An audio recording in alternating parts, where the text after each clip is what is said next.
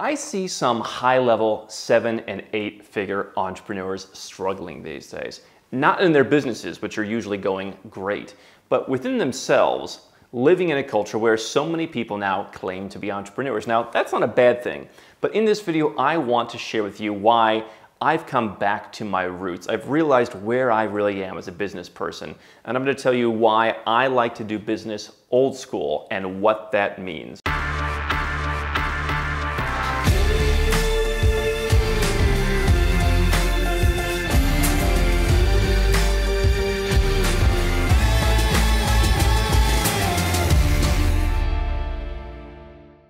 Hey guys, I'm Henderson, and I am probably the world's worst millennial. That's right, 1984, I am barely a millennial. But what has happened for a lot of millennials is we've totally changed the culture. Books like the 4-Hour Work Week and all sorts of social media platforms and just the great democratization of being able to buy and sell stuff has made so many people able to be entrepreneurs. And I think that that's absolutely great. I think making things democratic is great. Obviously, if it weren't for that, Nomad Capitalist wouldn't exist. You'd still be calling one of the big 4 companies for all of your advice and pouring through their blathering 100-page do-nothing reports.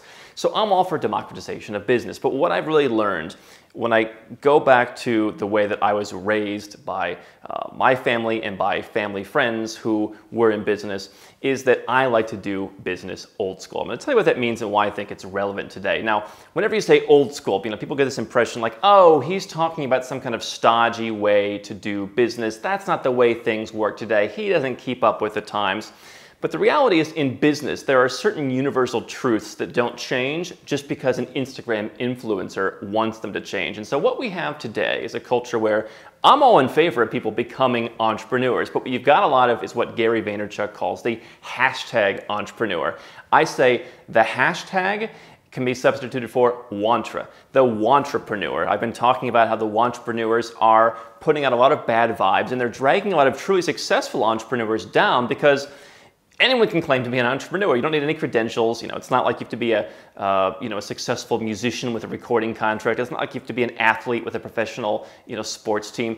Anyone can claim to be an entrepreneur, whether they have any revenue, whether they have any business. They just put it up there, and there it is. So I'm going to share 5 principles that I think are more important than ever in today's business environment. Principle number 1, sales matter. Now, before I made this video, I talked to a number of my friends who've been doing business for a long time. People who, like me, have been entrepreneurs pretty much their entire lives. And I said, do you have this feeling that I have where I feel like I go and I see different people and I listen to certain speeches and I read certain books, and we have this thing now where sales are vulgar, revenue is vulgar. It's wrong to ask someone for money. It's wrong to say, hey, we have good sales. And they said, yeah, there's a lot of these people who don't have it. Now, I don't want to speculate if this is because, certain people who are trying to start a business who don't have much revenue want to just try and change the terms to accommodate them. But there definitely is something out there in this modern millennial environment where, it's not right to sell. Now, what we've learned here at Nomad Capitalist, and just what I do is, if you provide something that is in demand, then, you don't have to push people. I'm not talking about old school sales where you're just, like a timeshare sale, shaking people for every penny. I'm talking about you've got to go out there and ask for the deal. You've got to generate revenue.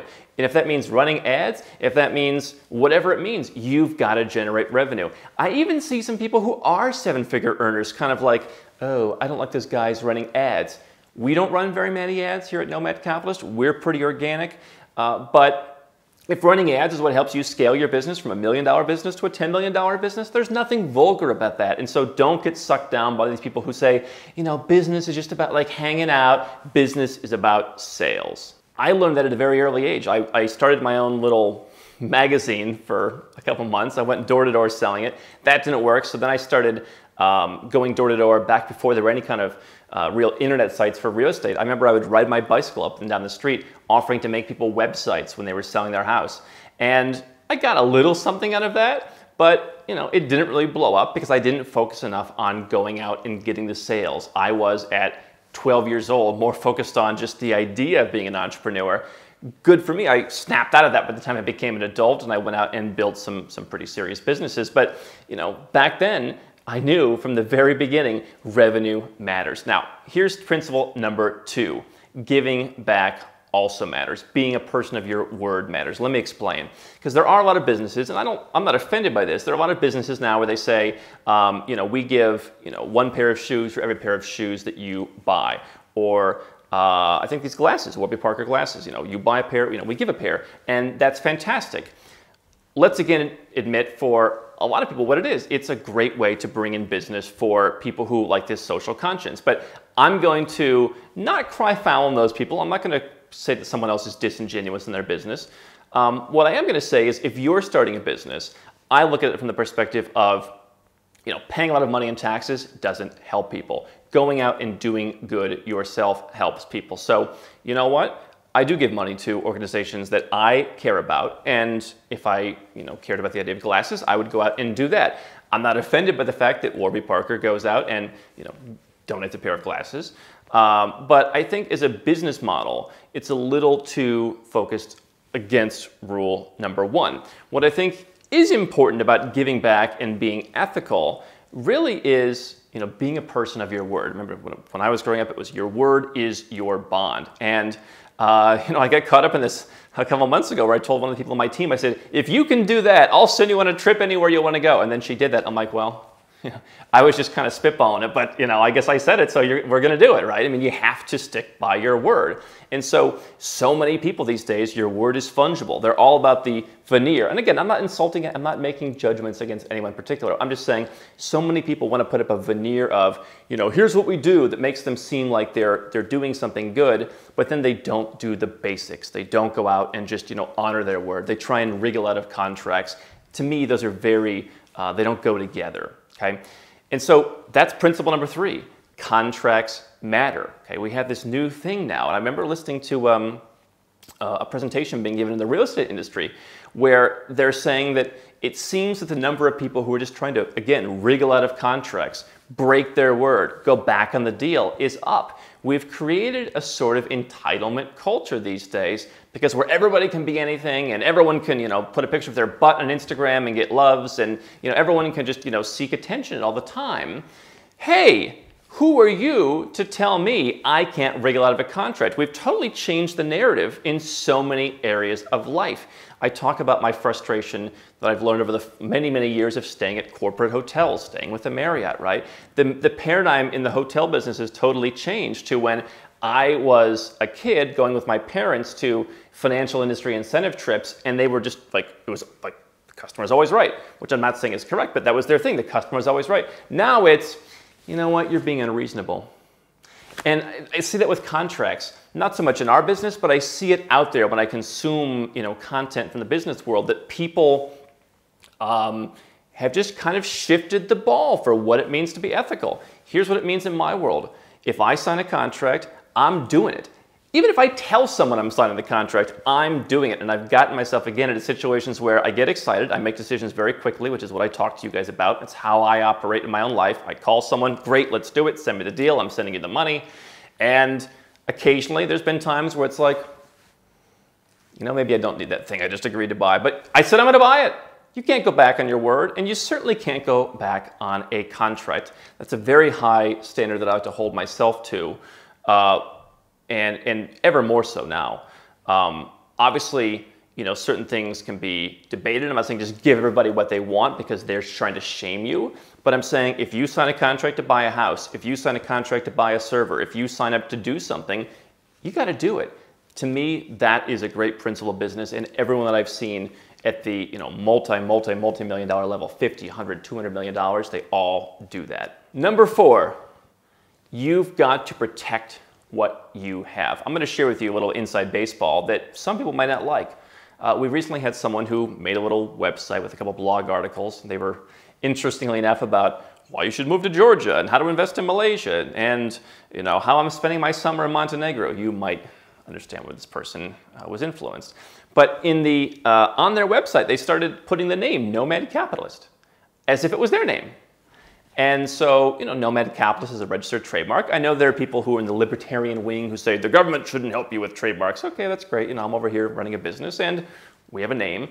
I don't want someone to drag my name down by trying to, confuse somebody with what they're doing, with what I'm doing. And so, I have mutual friends with this person. I don't know the person, but we have, I guess, some mutual friends. Somebody said, oh yeah, I know that guy. And I said, well, that's cool. But we had our business counsel send a letter, say, hey, it wasn't a nasty letter. We're not threatening to bury him. But it's like, hey, you can't do this. You got to fix it. And I think that, again, this is one of those things where this is old school business. Oh, Andrew, in the 21st century, everyone just can use everything and it's all open source and like no one should own anything, like we're living on a commune. No, if you've worked hard to build something, you should be entitled to use that, okay? This is real life, real business, real money in action. These are the hard truths. These are the things that are uncomfortable for people because for the vast majority of people, it's uncomfortable because it goes against them, because it benefits people who have worked very hard to build something. If you have a brand, you need to protect it. I'm not saying to go out filing 3,000 different lawsuits. I'm not saying to go wild. I'm saying you've got to be conscious of your brand. And if you don't want to do this whole open source, we are the world thing, you don't have to.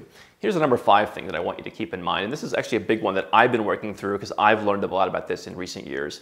And as have some other people I've worked with who are building their businesses and hiring people. Number 5. A job is a job. It's interesting when occasionally we'll get messages here from someone, hey, like I'd like to come and work for you. Okay, cool, here's our careers page. You can go and you can look at what we have available. And then they'll come back, oh, like all these jobs are in Belgrade or like Skopje.